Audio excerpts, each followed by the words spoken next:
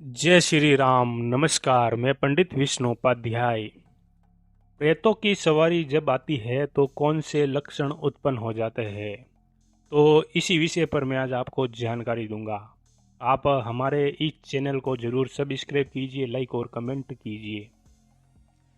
पितरों की सवारी जब आती है तो व्यक्ति का जीवन सकारात्मक तरीकों से भर जाता है। व्यापार दुकान में तरक्की होना शुरू हो जाती है और जो भी समस्या होती है तो वो पितर समाप्त कर देते हैं।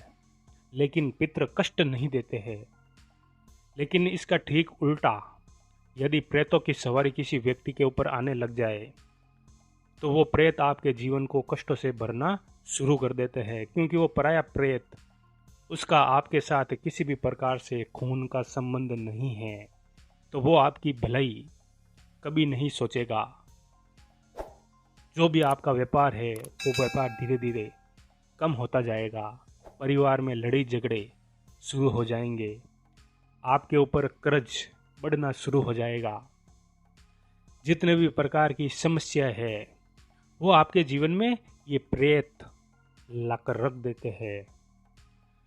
ये सबसे पहले तो व्यक्ति के शरीर में प्रवेश करता है तो व्यक्ति को झटका महसूस नहीं होता है। ये सूक्ष्म रूप से प्रवेश करते हैं और उस व्यक्ति का जो भी काम वासना होती है, जो भी भोग भोगता है, चाहे वो खाने की चीज़ें है, पीने की चीज़ें है, वो व्यक्ति कितना भी भोजन कर ले लेकिन उसका वजन कम होना शुरू हो जाता है, क्योंकि वो पराया प्रेत आपके शरीर में आकर बैठ गया है। और जो भी आप भोजन कर रहे हैं साथ में ये अपने को तृप्त कर रहा है, उसकी शक्ति इस तरह से बढ़ना शुरू हो जाती है।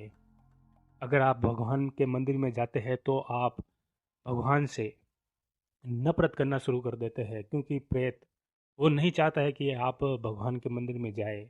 आपके हाथों से कोई भी शुभ कार्य ये प्रेत करने नहीं देता है। परिवार के सभी सदस्य किसी स्थान पर बैठे हुए हो और प्रेतों की सवारी जब आए तो घर में एक ऐसा माहौल उत्पन्न हो जाता है कि चारों ओर एक डर सा महसूस होता है सबको। ऐसा लगता है कि इस घर में अब कोई हमारा अलावा कोई और है और हमें देख रहा है। मतलब ये है कि आपका जीवन नरक में ये प्रेत बना देते हैं। एक समय के बाद जब आपका वजन कम होना शुरू हो जाता है तब आप इस चीज़ को समझ नहीं पाते कि कारण क्या है। तो आप डॉक्टर के पास जाते हैं लेकिन जांच रिपोर्ट में आपके कुछ नहीं आता है, क्योंकि ये प्रेत उस समय आपके पास नहीं होता है।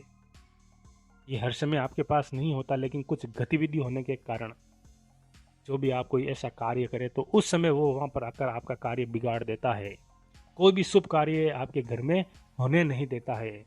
चारों ओर से संकट ही संकट, संकट के बादल आपके ऊपर आ जाते हैं।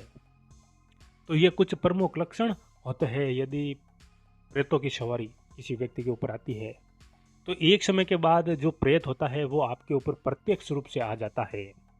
ये तब होता है जब आप किसी ऐसे व्यक्ति के पास अपने को दिखाने के लिए जाते हैं कि समस्या की जड़ कहाँ पर है। जो तांत्रिक होता है इन प्रेतों से संपर्क करता है, तो उस समय प्रेतों को ऐसा लगता है कि हमें बंधवा दिया जाएगा। तो उस समय वो प्रत्यक्ष रूप से आपके घर घर में, जहाँ पर इस जिस व्यक्ति को समस्या होती है तो उसके शरीर पर प्रत्यक्ष रूप से आ जाता है और चलने के लिए मना करता है। जबकि वो प्रेत मना कर रहा है, वो व्यक्ति मना नहीं कर रहा है। तो एक समय के बाद इस तरह की घटनाएं इतनी ज़्यादा उत्पन्न हो जाती है। तो प्रेतों के कुछ ये लक्षण होते हैं, तो इन चीज़ों से हमेशा आपको बचकर ही रहना है।